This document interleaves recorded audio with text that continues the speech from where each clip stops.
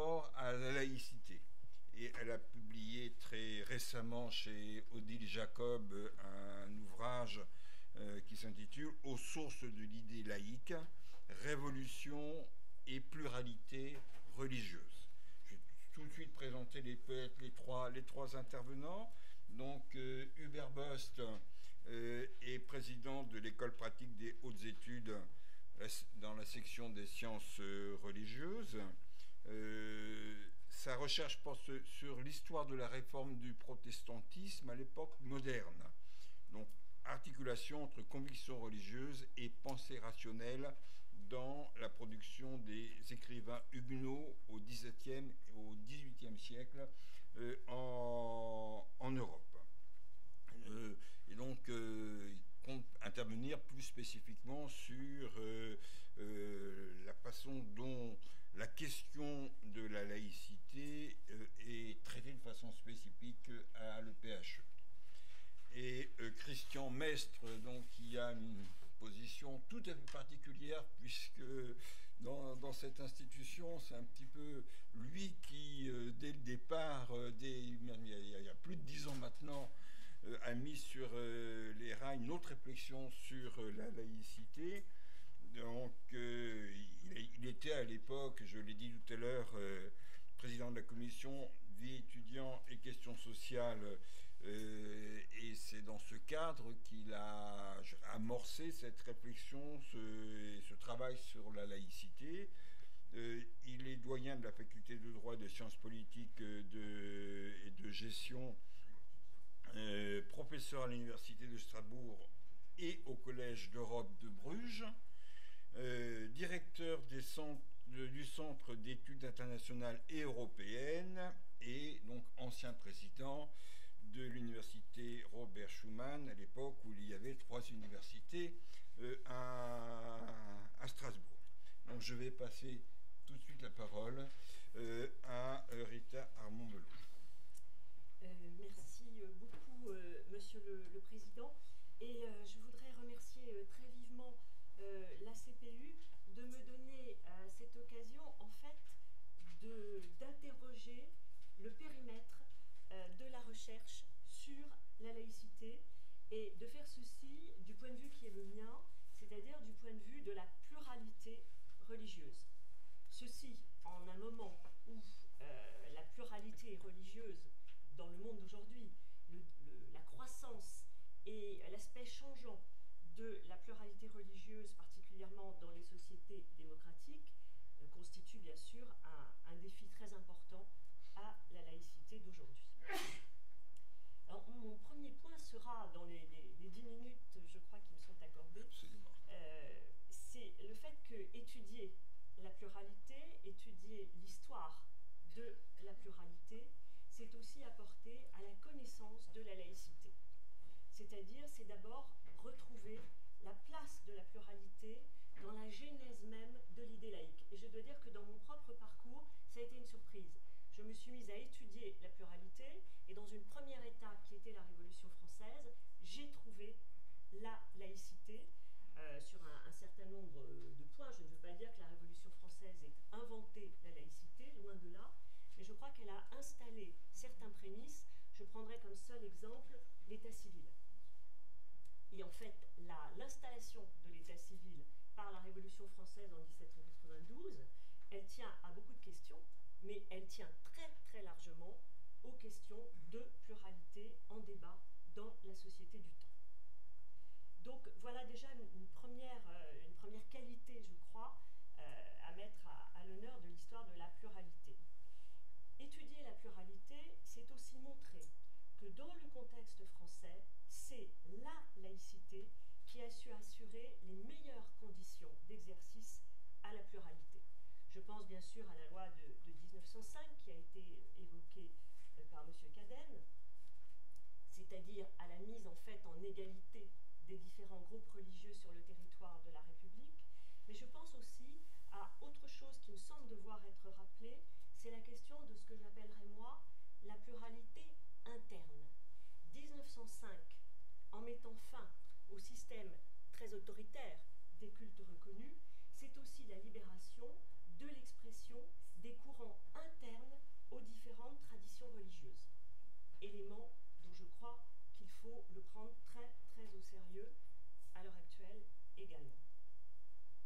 nous faut une vision laïque des religions, c'est une vision qui ne les voit pas comme des blocs homogènes et qui fait toute sa place à la diversité des courants. Là, l'étude de la pluralité religieuse et l'étude de la pluralité d'une manière générale nous rappelle aussi que la garantie égale des droits démocratiques doit être également celle de ceux et de celles qui ne se reconnaissent dans aucune appartenance religieuse. Et je crois que ce serait aussi une des vertus de l'étude de la diversité. Le point de vue de la pluralité nous rappelle aussi, et elle rappelle à la laïcité, la nécessité de toujours considérer l'image, je dirais, dans son ensemble. Nous sommes tout à fait libres d'apporter des changements, d'apporter des évolutions, nous ne sommes pas otages de l'histoire. Mais il me semble que la considération de ces éventuelles évolutions doit toujours se faire à partir de la considération de l'ensemble du tableau. Ce qui veut dire maintenir l'attention aux groupes les plus petits ou dont l'expression est la plus discrète. On atteint là à la question de l'équilibre entre le principe et le nombre, et savoir que ni l'un ni l'autre ne doit prévaloir. Et il nous faut également, et je pense que c'est aussi la considération de la pluralité qui peut nous y mener ou nous aider dans ce sens, résister à la focalisation et résister notamment à des focalisations qui tiennent au débat actuel. Je pense notamment à la focalisation bien sûr sur l'islam, mais aussi, et à la faveur de débats récents, à certaines formes de focalisation sur le catholicisme, ce qui voudrait dire en tout et pour tout focalisation sur deux grandes religions dans l'espace français. Ce qui m'amène d'ailleurs à évoquer la possibilité d'une lacune d'esprit pluraliste dans la culture française. Et il me semble que justement, l'étude de la diversité devrait être un moyen d'y remédier. Et que l'université a un grand rôle à jouer en ce sens, en maintenant les équilibres entre les études des différentes traditions religieuses et en résistant aussi, dans une certaine mesure, aux pressions qui montent de la société. Je ne dis pas qu'elles ne sont pas légitimes, mais je crois que le rôle de l'université, c'est de maintenir un dialogue ferme sur ces points-là. Enfin, je voudrais rappeler aussi à quel point l'histoire des groupes religieux n'est pas une histoire d'isolat, à quel point ces groupes sont partie prenante de contextes au sein desquels ils vivent des relations multiples, des contextes qu'ils modèlent eux-mêmes, et je pense notamment au rôle de groupes religieux minoritaires dans la définition et l'émergence de la laïcité au XIXe siècle, mais des contextes aussi en fonction desquels les groupes religieux eux-mêmes évoluent. L'histoire de la pluralité, c'est aussi l'histoire des stratégies d'adaptation, stratégies qui ont été extrêmement fortes et extrêmement volontaristes au cours de l'histoire dans le contexte français. C'est la question des minorités face à une majorité, mais une majorité qui à un moment a cessé de se trouver dans une position exclusive. Et tout ça a véritablement une histoire à laquelle, il me semble, il faut prêter attention. Il est aussi nécessaire, bien entendu, de faire cette histoire de manière comparée avec d'autres contextes nationaux, ce qui pourrait, je crois, nous aider aussi à saisir pourquoi, aujourd'hui, avec nos voisins d'autres pays, nous avons tant de mal à nous comprendre, et pourquoi, notamment dans certaines études internationales, la laïcité française reçoit des critiques extrêmement importantes et soulève des méfiances. Et cette histoire de la pluralité, c'est aussi une histoire des cultures, c'est aussi une histoire de ce qu'on n'appelle plus tellement, mais qu'on a beaucoup appelé, les mentalités. Je voudrais prendre un exemple, mais un exemple qui nous importe. La question de la perception du port du foulard islamique, qui est tellement plus sensible en France que dans les pays anglo-saxons.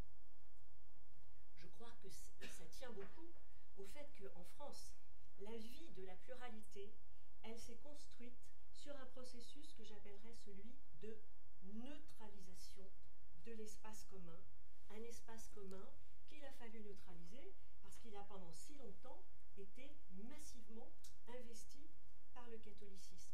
Et même s'il n'est plus tout à fait conscient, il me semble qu'il y a là un héritage historique qui rend les Français si réticents à la visibilité des expressions religieuses dans ce que nous appelons aujourd'hui l'espace public. Et il me semble que c'est une composante de notre histoire qu'il faudrait faire percevoir à tous, mais notamment à celles qui portent le foulard et qui peuvent, et qui ont souvent, je crois, un sentiment d'agression ou de critique qui n'en est pas forcément un, mais qui tient à des réticences héritées de l'histoire. Et ce qui nous montre aussi à quel point la pluridisciplinarité est nécessaire dans ces études. Moi, j'ai bien sûr beaucoup évoqué l'histoire, je suis historienne, mais pluridisciplinarité entre l'histoire, la science politique, la philosophie, et je ne peux pas citer toutes les disciplines, et le droit, avec un dialogue, mais un dialogue qui n'est pas toujours facile. Parce que certes, il y a la laïcité, c'est d'abord le droit. En cela, personne, je serai la dernière à le contester. Et c'est de notre devoir de faire connaître le droit et ses limites aux citoyens. Le problème, c'est que d'abord, le droit, c'est aussi le résultat de l'histoire et de configuration historique, mais aussi que peut-être il faudrait admettre qu'il y a des éléments qui ne relèvent pas directement de la laïcité au sens du droit, mais qui relèvent quand même de la façon dont l'histoire a modelé nos mentalités collectives. Je m'en tiendrai peut-être là pour respecter mon temps. Merci infiniment. Je vais demander aux trois intervenants d'intervenir successivement pour que ensuite les nombreuses questions de la salle puissent avoir des réponses à plusieurs voix. Monsieur le Président Post, je vous en prie. J'ai un PowerPoint, est-ce qu'on peut me le lancer? Ah oui, voilà, on a l'espère. Xavier. Je casse pas avec les genoux le matériel. Il vous me donne la main là-dessus. Xavier, pour faire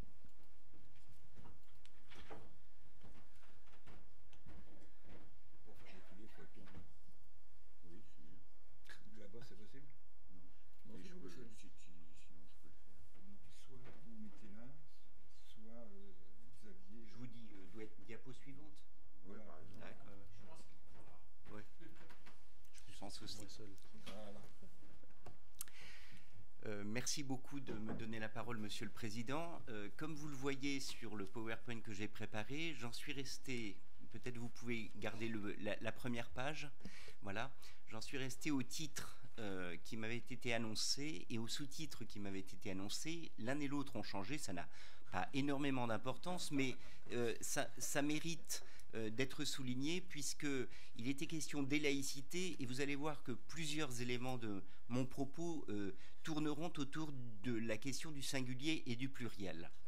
Donc, les laïcités, un combat de l'université pour les valeurs de la République, et le sous-titre « La recherche laïque ». Alors, passons à la diapositive suivante. Je voudrais, en introduction, dire que je préside un établissement qui est composé de 3 sections, une section de sciences de la vie et de la terre, une section de sciences historiques et philologiques et une section de sciences religieuses, mais c'est d'abord un établissement universitaire qui est confronté à la même situation que n'importe quelle université ou grand établissement, qui, par conséquent, est concerné par la recherche laïque qui est une des caractéristiques presque de manière tautologique d'une recherche scientifique. Puisque, impérativement, notre recherche doit se déployer de façon neutre par rapport aux convictions religieuses, y compris du chercheur lui-même. C'est évident pour des disciplines comme la philosophie, l'histoire ou le droit qui vient d'être mentionné. C'est vrai aussi d'autres disciplines, et l'anecdote de Jean-Loup Salzman tout à l'heure l'illustrait parfaitement sur le pastafarisme. C'est également valable pour les questions de biologie ou d'astrophysique. Il en va, c'est une évidence qu'il convient de rappeler, de l'épistémologie et de la méthodologie scientifique. On peut passer à la diapositive suivante. Il se trouve que par rapport à ce dispositif et à ces règles générales, l'école pratique des hautes études représente un cas de figure très particulier, très spécifique, où la recherche laïque et la question des laïcités se trouvent en quelque sorte mises au carré, mises en puissance, dans la mesure où cet établissement est concerné à l'intérieur de sa section des sciences religieuses par la question de la laïcité, qui devient non seulement une règle, une méthodologie, une épistémologie, mais aussi un objet d'étude. C'est d'abord, il convient de le rappeler, le contexte a été évoqué déjà par plusieurs des orateurs, c'est d'abord dans le cadre de la guerre des deux France qu'est née la section des sciences religieuses dans un établissement qui avait été fondé une vingtaine d'années auparavant. Les sciences religieuses sont apparues comme un domaine dans lequel il convenait de déployer la recherche. J'y reviendrai, ce sera mon premier point. 1886. Le second sera pour évoquer la création puis la transformation d'une direction d'études, histoire et sociologie des laïcités. Je reviendrai sur le pluriel, je prends le titre tel qu'il est pratiqué actuellement. Le troisième point pour évoquer la naissance d'une équipe, d'une UMR aujourd'hui, dont je prends aussi l'intitulé contemporain, groupe sociologie, société, religion, laïcité. Et le quatrième, pour évoquer la naissance, il y a une petite quinzaine d'années, de l'Institut européen en sciences des religions. Vous avez là le plan de mon intervention, d'un propos qui, vous l'aurez compris, est finalement assez descriptif. Je laisse les aspects plus problématiques à l'échange qui suivra. On peut passer à la diapo suivante. Alors, voilà l'état actuel de la présentation Internet de la section des sciences religieuses qui se caractérise par une prétention qui n'est évidemment jamais atteinte, c'est plutôt une cible, à couvrir la question des religions et des faits religieux de la manière la plus complète possible. On peut passer à la diapo suivante. Il y a donc 130 ans, cette création d'une section de sciences religieuses prend en compte la nécessité d'aborder l'objet même des religions et de ce qu'on appellera ensuite le fait puis les faits religieux d'une manière qui soit laïque.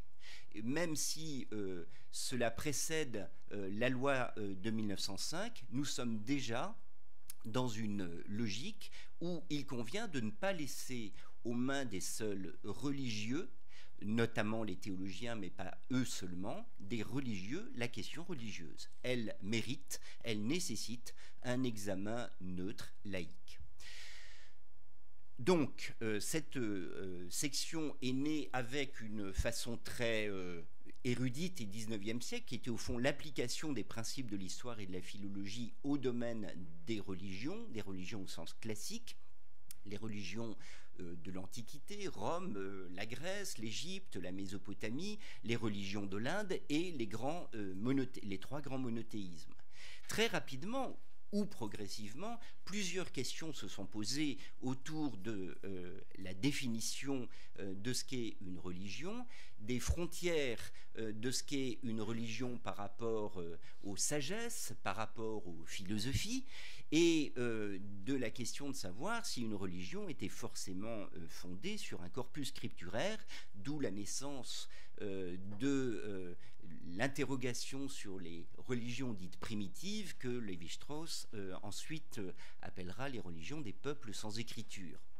Nous voyons aussi évoluer à l'intérieur de la réflexion interne à cette section une réflexion d'un déploiement et donc d'un découpage à la fois par courant interne et par période, en particulier pour les trois monothéismes, on le comprend bien pour le judaïsme, pour le christianisme et pour l'islam, mais également pour des courants du bouddhisme, de l'hindouisme et un certain nombre d'autres, l'amalgame qui résulterait d'une vision trop monolithique de chacun de ces courants religieux serait ruineux sur le plan scientifique.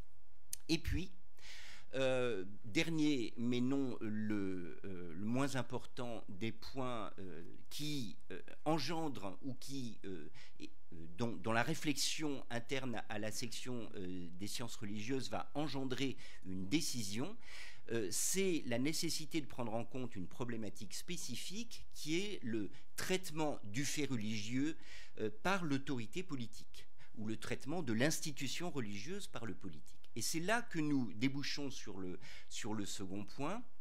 On peut passer à la diapositive suivante, qui est la décision au sein de l'école pratique des hautes études de créer une direction d'études qui va s'appeler d'abord Histoire et sociologie de la laïcité. Donc on prend en compte à l'intérieur d'une réflexion de sciences religieuses l'existence de cette problématique de la laïcité et on en fait un objet de recherche. Et puis, et là on pourra toujours discuter du singulier et du pluriel, on considère qu'il convient, pour deux raisons en tout cas, de parler des laïcités. On en convient d'abord parce qu'en 91, l'histoire, la première affaire dite du foulard a éclaté en 89 et que les lectures différentes de ce que l'on entend par laïcité commencent à apparaître comme une évidence. Il y a un conflit d'interprétation sur ce qu'on entend par laïcité, mais je laisserai à cet égard le soin à Jean Bobéro de développer ce point. Et puis parce que la direction d'études déploie de plus en plus sa problématique en direction d'une approche comparatiste. Au fond, il existe des pays dans lesquels il existe un régime de neutralité de l'État par rapport à la religion et d'indépendance de la religion par rapport à l'État, de liberté de conscience des citoyens, et ces différents régimes méritent d'être comparés et étudiés de manière comparative. Il n'est pas question d'isoler la situation française au prétexte qu'il y aurait, selon une expression un peu consacrée, une exception française en termes de laïcité. D'où la justification également d'un pluriel, les laïcités, renvoyant ici à une réalité qui n'est pas seulement française. Nous pouvons passer à la diapositive suivante. Le troisième point, sur lequel je passerai plus vite, mais je peux y revenir si vous voulez, c'est la création d'une UMR, d'une équipe à l'intérieur desquelles le travail sur toutes ces questions va pouvoir être mené par des directeurs d'études et par évidemment des doctorants, des post-doctorants en co-tutelle École pratique des hautes études CNRS. Cette UMR s'appelle aujourd'hui le groupe Société, Religion, Laïcité, tous ces mots étant au pluriel, là aussi pour une raison qui est probablement, disons, un affichage du pluralisme ou de la pluralité qui se passe de commentaires. Quatrième aspect de la description rapide que je vous fais, on peut passer à la diapositive suivante, c'est la naissance en 2002, au lendemain de la remise par Régis Debray de son rapport sur l'enseignement du fait religieux à l'école laïque en 2002, la création d'un institut européen en sciences des religions, création qui est au fond mue par le désir de valoriser la recherche en sciences religieuses et de faire en sorte qu'elle ne tourne pas dans un monde clos de chercheurs universitaires, mais qu'elle dialogue et qu'elle réponde à des attentes sociétales qui sont nombreuses. On a parlé au début de cette matinée du contexte particulier de la radicalisation, des attentats, etc., etc. Il est clair que depuis le début de l'année 2015, l'IESR, l'Institut européen en sciences des religions, est extrêmement sollicité dans ces trois missions que sont l'institut de formation, à la fois en formation tout au long de la vie et en formation continue, en lien avec et la DGCIP et la DGESCO, puisque nous essayons de répondre à des attentes de formation des enseignants, tant ceux du secondaire que de l'université, mais aussi à des attentes en termes de formation d'autres agents de la fonction publique, qu'il s'agisse d'agents hospitaliers, de personnel des armées, de la justice, de l'intérieur, etc. L'IESR exerce également une fonction d'expertise et de ressources que j'illustrerai dans la diapo suivante par des productions d'ouvrages et exerce également la fonction d'observatoire européen de la laïcité, c'est-à-dire de dialogue précisément à un niveau pas forcément de la pure recherche, mais de la concertation entre acteurs universitaires et spécialistes du domaine. Là aussi, je vous donnerai une illustration par la suite. J'en termine donc avec les 2 dernières diapositives, si ma mémoire est bonne. Voilà, non, là, ça sera les 3. Vous avez là le site futur de l'IESR tel qu'il n'est pas encore en production, mais c'est imminent, du moins j'espère. On peut passer à la diapo suivante. Voilà des éléments de la production qui vous fera apparaître à travers enseigner les faits religieux et comprendre les faits religieux, que là aussi le pluriel a contaminé les titres, tout simplement parce que le fait religieux donne une impression un peu ontologique de parler du fait religieux en général, alors qu'il s'agit d'une multiplicité de faits que les sociologues, les anthropologues, les historiens essaient d'appréhender. Et l'ouvrage sur les Lumières et la laïcité montre que la question évoquée tout à l'heure par Nicolas Cadenne des sources, des racines de la laïcité fait l'objet aussi d'une réflexion approfondie. Il est clair qu'en 1905 et même à la Révolution française, toutes les problématiques qui avaient été évoquées au cours, qui seront évoquées au cours du débat précédant la loi de séparation des Églises et de l'État ont un long passé sur lequel il convient de s'arrêter pour en comprendre l'origine. Je ne fais ici qu'entrer en consonance avec d'autres propos qui ont été tenus avant moi.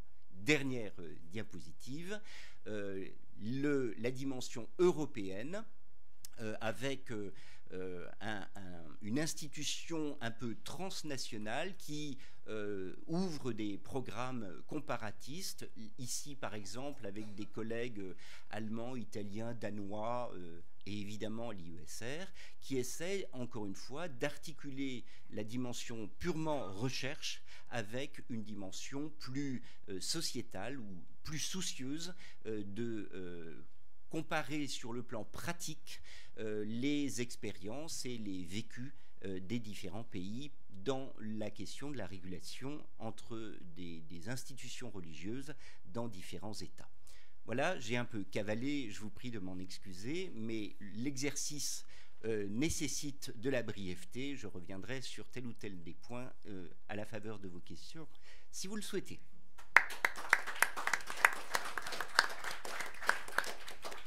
Calvaca a été très clair quand même. Je vais passer donc la parole à Christian Mestre. Oui, merci beaucoup de me donner la parole. Je suis très heureux d'intervenir une nouvelle fois dans cette salle. Peut-être deux points que je souhaiterais entrevoir. D'une part, le travail de la CPU qui est fait sur la laïcité, d'autre part, puisque Monsieur Cadenne vient d'en parler, sur la recherche et l'enseignement de la laïcité à Strasbourg, et pas, donc je ne parlerai pas des facultés de théologie. Première chose, je suis très heureux que Jean-Luc Naël soit là, puisque il était donc de la commission qui a travaillé sur la laïcité. Je crois bien que c'est toi qui as proposé le thème de la laïcité, si tu t'en souviens, en 2002-2003. Donc je suis très heureux de te voir parmi nous. Effectivement, donc je crois que l'idée de départ, et ça a été rappelé tout à l'heure par les intervenants, il y a 15 ans, je pense que la question de la laïcité était certainement plus prégnante et plus dure, peut-être parce qu'il y avait moins de travaux qui avaient été faits et peut-être moins de réponses qui avaient été apportées. Et donc c'est pour cela que nous avions choisi ce thème de la laïcité au sein de la commission compétente de la CPU. Et nous avons procédé donc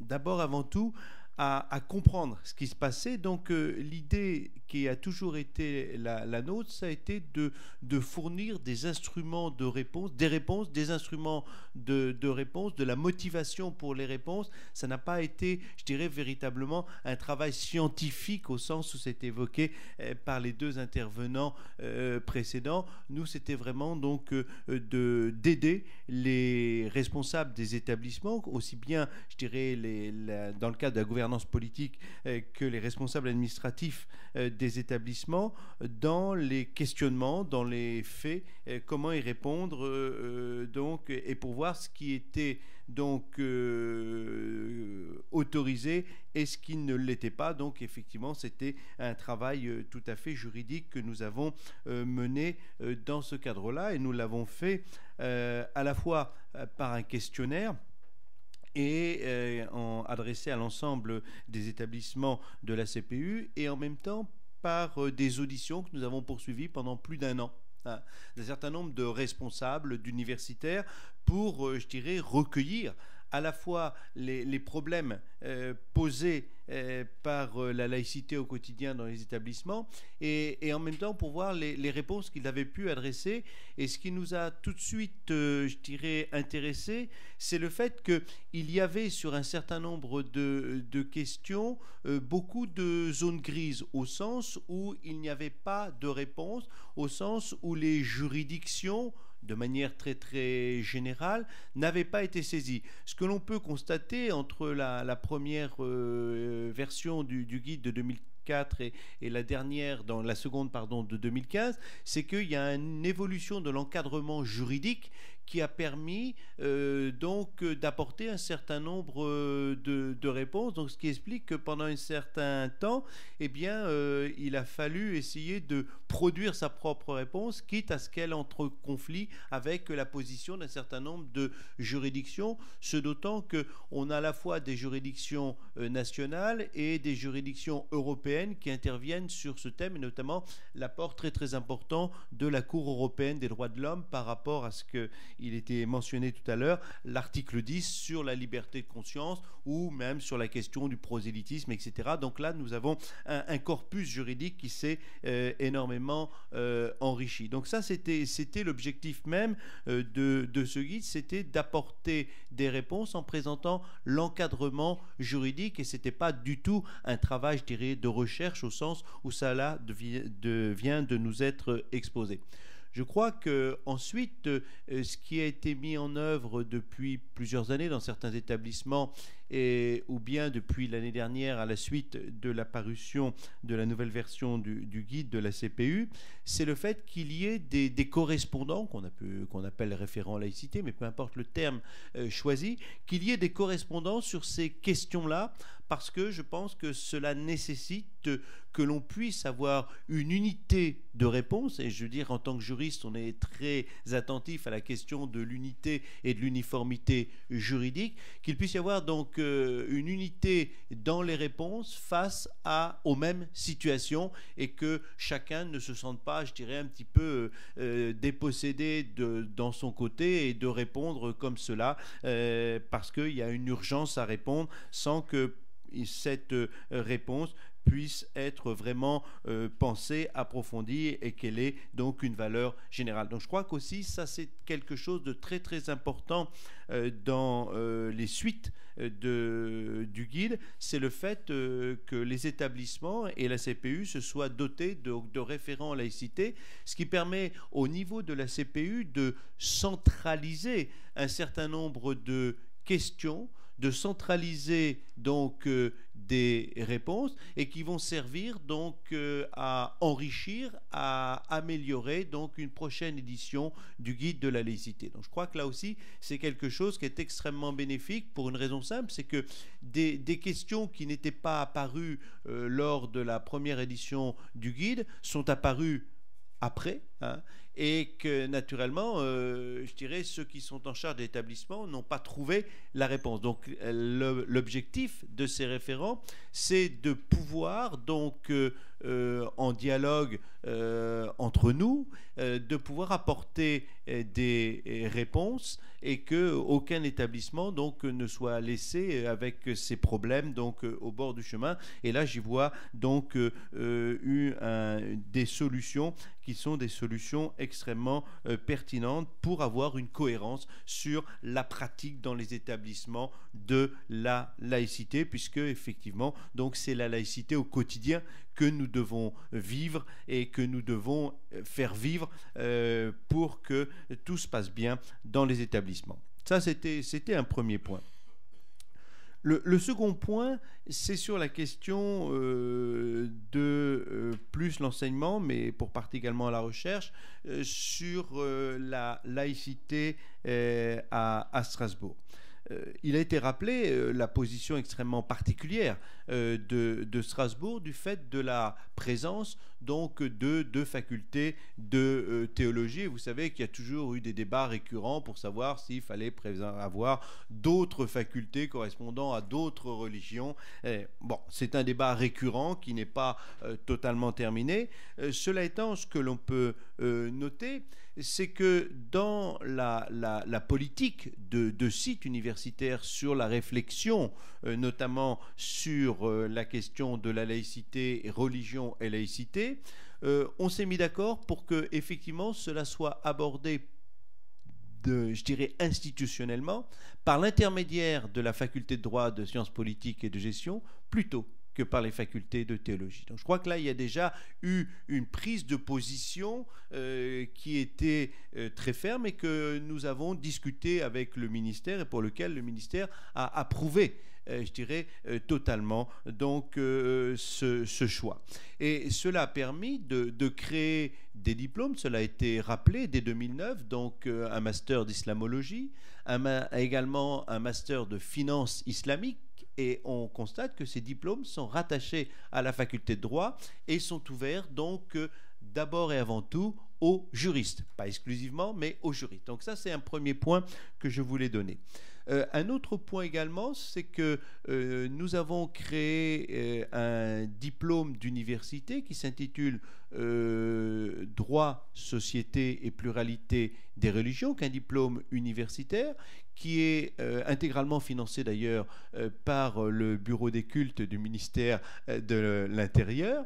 Et ce diplôme donc, a pour but d'attirer un certain nombre de responsables d'associations cultuelles au sens le plus large pour leur donner donc une formation sur des questions, alors on va revenir au droit local, donc notamment le droit des associations, mais également sur des questions donc sur la laïcité, la neutralité, etc., etc.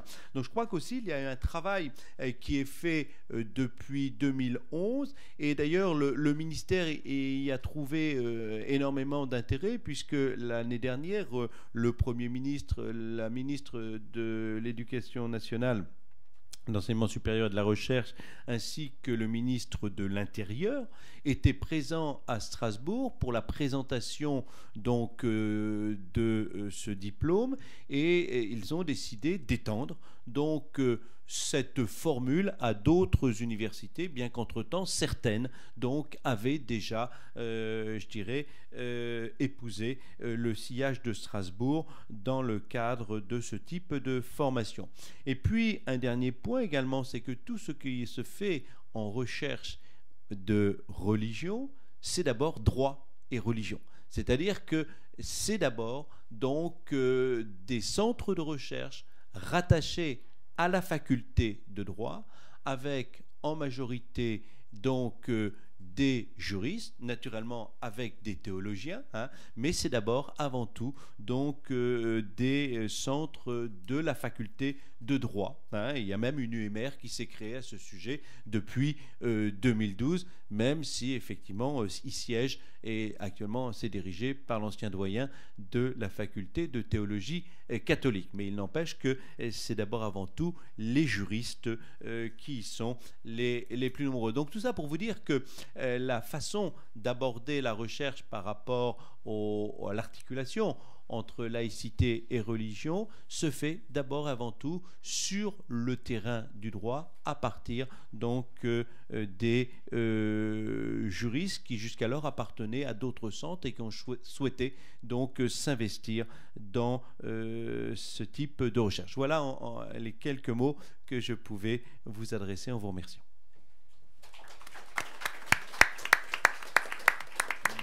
Merci. Je vais tout de suite peut-être proposer à la salle d'intervenir, de poser des questions. Pas tout le monde à la fois. Je vais peut-être juste lancer un petit peu le débat sur...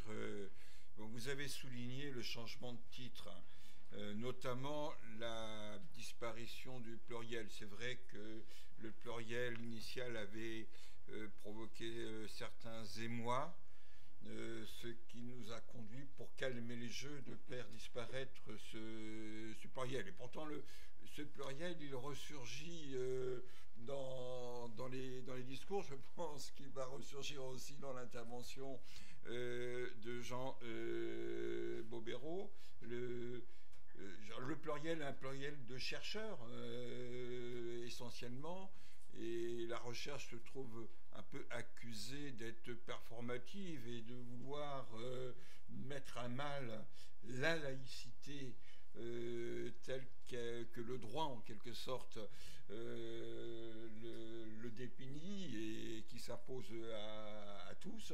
Alors j'aimerais bien avoir vos réactions les uns les autres sur cette pluralité du chercheur et de cette unicité de la notion. Je ne sais pas. Écoutez, je crois que, bon là, différents points de vue doivent s'entrecroiser, mais en fait, il me semble que la question que vous posez, la manière dont vous l'avez introduite, en fait, c'est la question de la position du chercheur dans la société actuelle, où cet objet est précisément source de tellement, pas simplement d'interprétations différentes, mais de véritables conflits. Et là,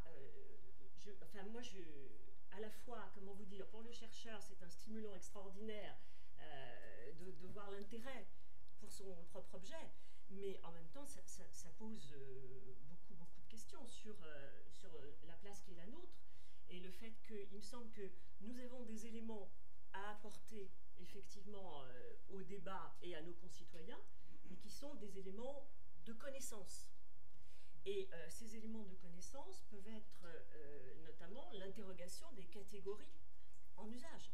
Alors moi je crois que c'est tout à fait notre rôle de pointer, et dans le cas de la France ça me paraît particulièrement prégnant, la façon parfois non réfléchie et dont on reproduit des catégories qui sont héritées en fait de l'histoire. Sachant que l'histoire française est une histoire qui a quand même, du point de vue religieux, été très très largement catholique, et que donc ces catégories héritées du catholicisme, on a un peu tendance aussi à les étendre à toutes sortes de domaines du religieux qui en sont bien éloignés.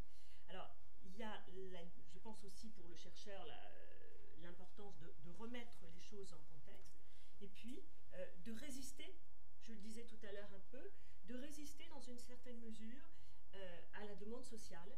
Et là, vous voyez, le fait qu'il y ait eu conflit, qu'il y ait eu discussion là-dessus, en fait, sur le pluriel ou pas le pluriel, ça ne m'étonne pas, mais je dirais, nous sommes au cœur, précisément, alors je n'ai pas employé le terme de mission parce qu'il est un petit peu trop connoté, mais me semble-t-il je dirais de nos responsabilités, et des responsabilités que nous devons assumer, tout en sachant aussi que vouloir trop coller aux questions de la société et aux questions de l'actualité, lesquelles sont quand même très largement formulées par le politique et par les médias, vouloir trop coller à ces questions, c'est aussi pour la recherche prendre un risque, et que la recherche doit garder son autonomie, qu'elle doit garder ses dynamiques propre, et c'est seulement en cela, me semble-t-il, qu'elle répond à ses responsabilités. Je vais ajouter un mot, mais pour consonner tout à fait avec ce qui vient d'être dit, je suis entièrement d'accord avec le singulier de la laïcité comme valeur de la République. Comme chef d'établissement, j'ai un référent laïcité et il n'y a pas d'ess à cette laïcité-là. Elle est une valeur qui, comme l'a très bien dit Nicolas Cadenne, traverse les trois mots liberté, égalité de la devise républicaine. J'en suis entièrement convaincu.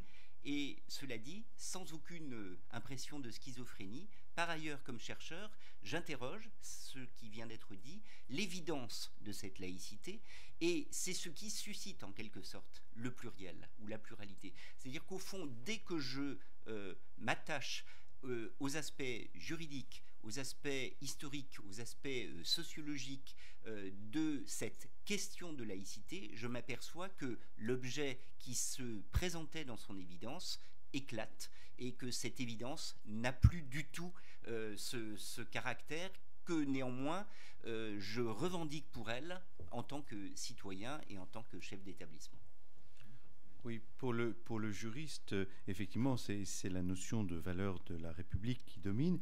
Et à partir de ce moment-là, c'est toujours décliné au singulier. L'interrogation que nous avons dans le cas strictement juridique, c'est de voir que, en droit comparé, la laïcité est exclusivement ou typiquement française, et que quand on regarde le vocabulaire utilisé, eh bien c'est le terme de neutralité, alors que nous faisons une différence entre laïcité et neutralité, et on le voit bien d'ailleurs dans la position, dans le vocabulaire utilisé par la Cour européenne des droits de l'homme, qui concerne donc les 47 États membres du Conseil de l'Europe, où effectivement, hormis les affaires françaises où le juge ose parler de laïcité, chaque fois, toutes les affaires qui ont pu concerner, par exemple, la Turquie, le Royaume-Uni, etc., c'était toujours le principe de neutralité. Donc, les études de droit comparé nous amènent à confronter, j'allais dire, ces deux notions.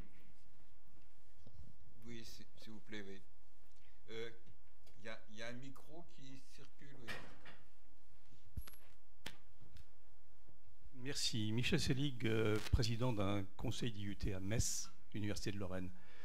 Je me suis déjà souvent entretenu dans d'autres enceintes avec Jean Bobéro à propos de ces 7 laïcités françaises. Je ne vais pas reprendre tout le débat qu'il va sans doute relancer aussi dans son intervention tout à l'heure. Je ne veux en aucune manière brimer la recherche des sociologues, des historiens sur cette question, bien évidemment.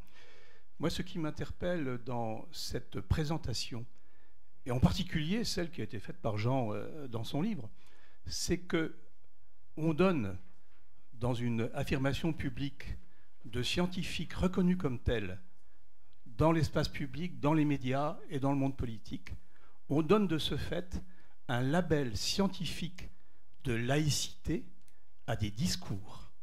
Le discours, par exemple, on parle de laïcité concordataire de M. l'archevêque de Strasbourg, ou le discours de Mme Le Pen.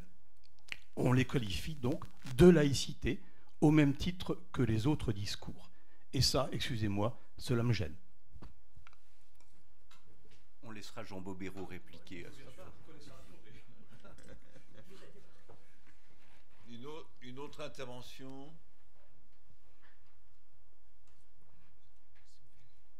Oui, tout au fond de la...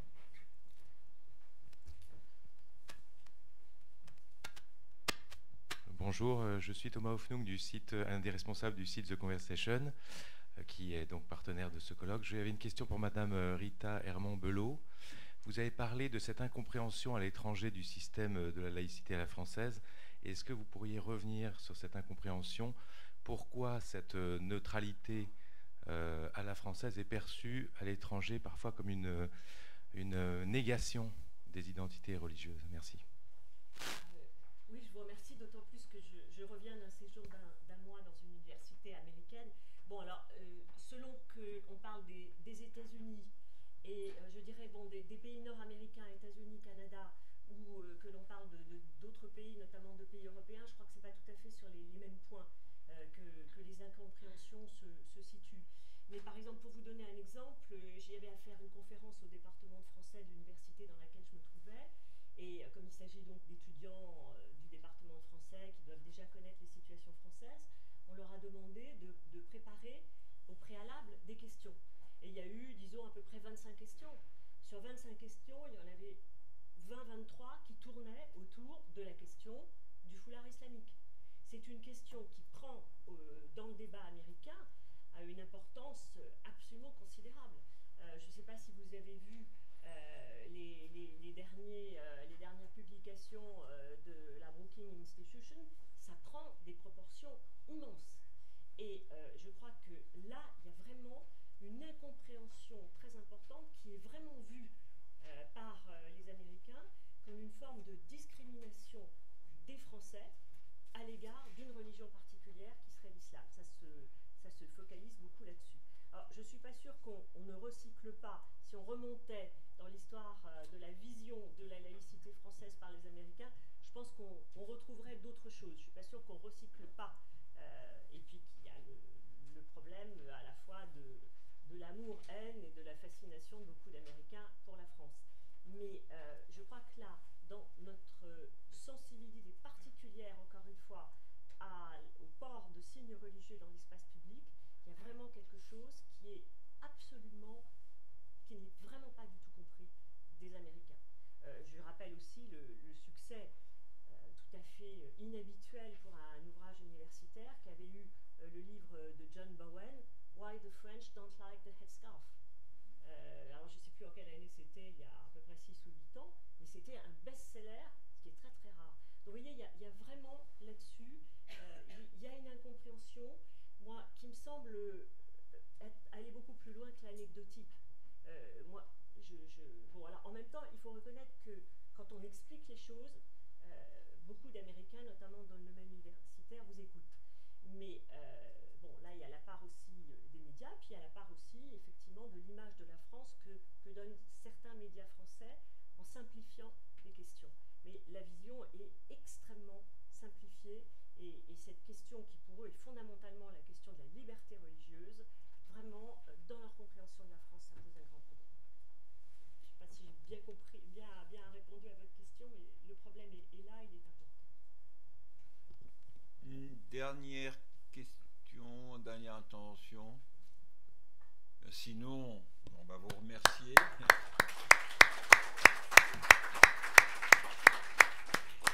Et je vais demander à Jean Bobéro, qui a été déjà très abondamment cité,